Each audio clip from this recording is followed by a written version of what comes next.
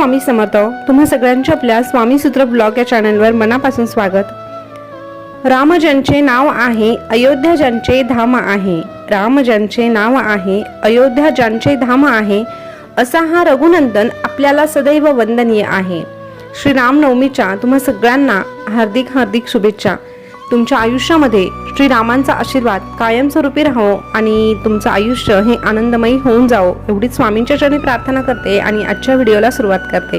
तर स्वामी भक्त हो, आज स्वामी महाराज रामाच्या रूपात आहे. कारण राम काय, कृष्ण काय, विष्णू काय आणि आपले स्वामी काय वेगळे नाही, तर ते एकच आहे. फक्त विविध रूपे त्यांनी धारण केलेली आहे.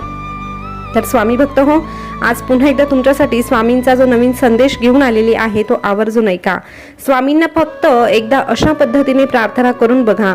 स्वामींना फक्त एवढं सांगा की हे स्वामी राया, मला तुझी गरज आहे.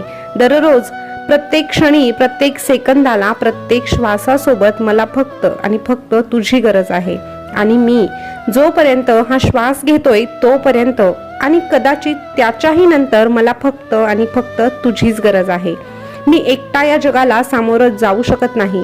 मला इथपर्यंत पोहोचवण्याचं काम तुम्हीच केलंय आणि इथून पुढेही माझा हात तुम्हीच पकडावा अशी माझी मनोमन इच्छा आहे.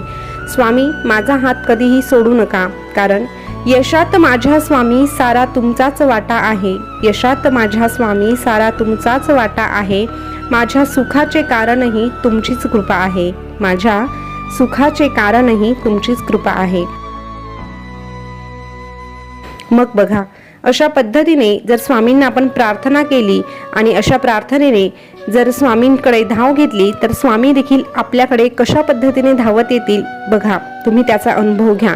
आपल्याकडे धावत येऊन ते आपल्याला घट्ट मिठी मारतील आणि आपली साथ ते कधीही सोडणार नाही. या गोष्टीवर विश्वास ठेवा. आणि जेव्हा आपले स्वामी आपल्याकडे येतील, आपल्याशी एकरूप होतील, तेव्हा आपल्याला सदैव एकच सांगतील की भिवू नकोस, मी तुझ्या पाठीशी आहे. होऊ नकोस तू उदास, मी सदैव आहे तुझ्या आसपास. होऊ नकोस तू उदास, मी सदैव आहे तुझ्या आसपास.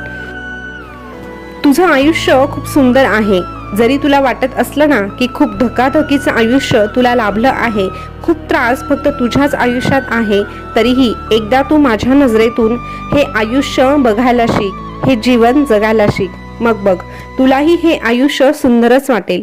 तू रोज मला मनापासून हाक मारतोस, माझं ऐकतोस, माझ्या म्हणण्याप्रमाणे चांगले कर्म करण्यास तयारी दाखवतोस. आणि विशेष म्हणजे कशीही वेळ आली तरीही तू माझ्यावरचा जो विश्वास आहे तोच खरं तर आपल्याला जोडून ठेवतो. आणि तू जर आमच्यावर विश्वास ठेवतोस तर मग झालं तर तुला चिंता करण्याची गरजच नाही. अरे, तुझी चिंता आम्ही आमच्याकडे घेऊ आणि तुझ्या चिंतेची चिता आम्ही पेटवू आणि तुला चिंतामुक्त करू. फक्त हा जो विश्वास आहे ना तो असाच जागा राहू दे मनात. मग आम्ही राहू तुझ्या अंतर आत्म्याच्या कणाकणात. असाच विश्वास राहू दे मनात, मग आम्ही राहू तुझ्या अंतर आत्म्याच्या कणाकणात. हे बघ, प्रत्येकाचं आयुष्य आम्ही सुंदरच बनवतो, पण तुम्ही मात्र जन्म झाल्यानंतर या समाजात मिसळतात. चांगल्या वाईट सवयी स्वतःच लावून घेतात आणि म्हणूनच चांगल्या वाईट सवयी लावल्यानंतर तुमच्या हातून चांगल्या वाईट गोष्टी देखील घडू लागतात. आणि एक दिवस तुम्हाला मिळालेलं हे सुंदर आयुष्य खडतर बनून जातं. पण जसं पावसाचा थेंब आभाळातून पडतो तेव्हा तो स्वच्छच असतो, पण तो मातीत पडल्यामुळे या पावसाच्या पाण्याला गढूळ रंग येतो व मातीला दोष न देता सगळेजण त्या पाण्याला गढूळ म्हणतात. तसंच तुझं आयुष्य आहे. अरे, हे जीवन आम्ही तुला दिलं आहे ना ते सुंदरच आहे, पण जीवनातल्या त्याच वाईट सवयी तुला मलिन करतात. मग तुला त्याचा हळूहळू त्रास सहन करावा लागतो आणि मग तू त्या मातीप्रमाणे सवयीला दोष देत नाही, तर जसं चूक नसताना पाणी गढूळ बनतं तसंच दोष नसताना जीवन खडतर बनतं. म्हणून वेळीच चांगलं वाईट ओळखायला शिक. हे बघ, जीवनात कष्ट हे करावेच लागणार, कर्माचं फळ भोगावंच लागणार, पण तेच जर तू नामस्मरण करत त्या गोष्टी आनंदाने स्वीकारल्या तर आम्ही तुला अलगद त्यातून तारून नेऊ. तू काळजी करू नकोस. सुवासिक फूल ज्याप्रमाणे हातात धरलं तर त्या फुलाचा सुगंध तुला मोहून टाकतो, तसंच भक्ती मार्गाचा आहे, नामस्मरणाचा आहे. समजा तू बर्फाजवळ उभा राहिला तर तुला आपोआप थंडावा जाणवेल आणि नुसता अग्नीचा विचार जरी तू त्या प्रखरतेने केलास तर तुला उष्णता आपोआप जाणवेल. तसं आमच्या मायेचं आणि आमच्या असण्याचा तू जर विचार केला तर आमचं प्रेम तुझ्यापर्यंत आपोआप पोहोचेल. तू फक्त एकदा डोळे झाकून विचार कर आणि तुझा हा स्वामी तुझ्याकडे आहे हे लक्षात घे. एकदा की तू हा विचार करायला सुरुवात केली की त्या लहरी आपोआप तुझ्यापर्यंत येऊन पोहोचतील आणि तुला जाणवेल की मी सदैव तुझ्या सोबत असतो, मी सदैव तुझ्या आसपास असतो. तू त्यासाठी तुझं कामधाम सोडून तू फक्त आमच्या मूर्तीसमोर बस किंवा आमच्या फोटो समोर बस असं आम्ही तुला अजिबात सांगत नाही. असा आमचा आग्रह कधीच नसतो.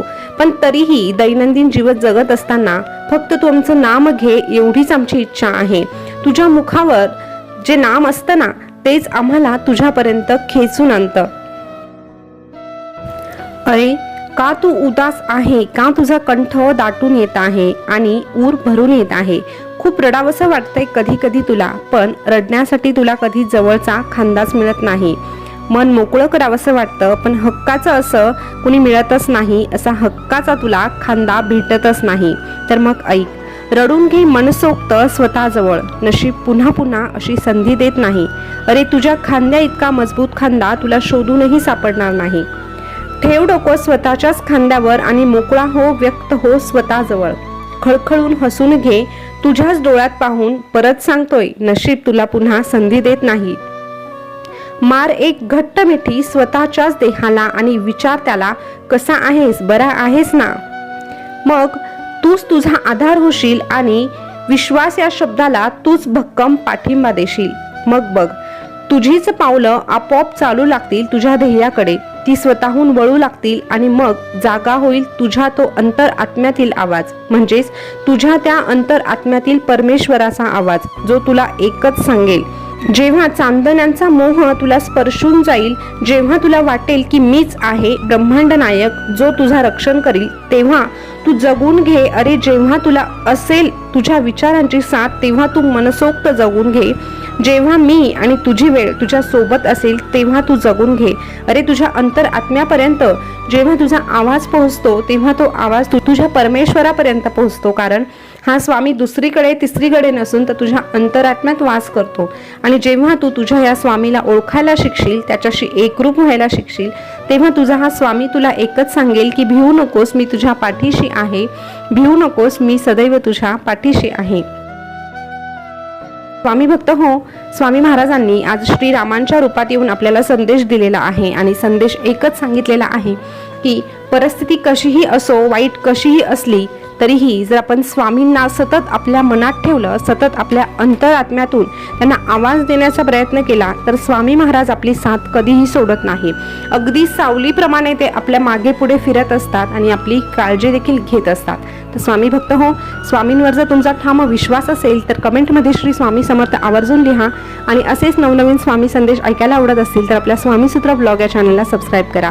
पुन्हा भेटूया नवीन स्वामी संदेश घेऊन. तोपर्यंत स्वस्थ रहा, मस्त रहा आणि आपले स्वामी संदेश ऐकत रहा. धन्यवाद.